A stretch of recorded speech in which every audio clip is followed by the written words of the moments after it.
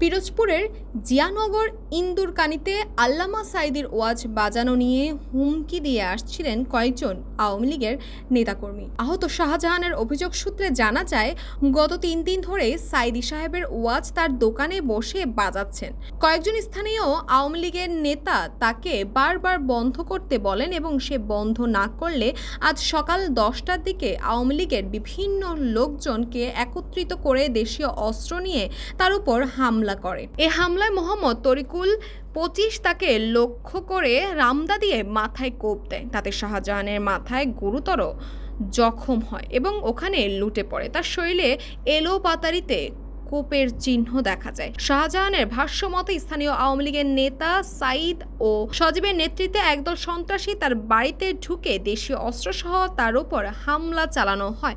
হামলায় তার বড় ভাই আব্দুর রশিদ এবং আব্দুর রশিদের স্ত্রী, শাহজাহানের স্ত্রী সহ কয়েকজন আহত হয়। শাহজাহানকে উন্নত চিকিৎসার জন্য ইন্দুরকানী স্বাস্থ্য কমপ্লেক্স থেকে উন্নত চিকিৎসার জন্য খুলনায় রেফার করা হয়।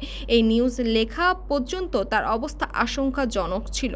শাহজাহান গাজী স্থানীয় আমতলা ইউনিটের জামাত ইসলামের বর্তমান সভাপতি।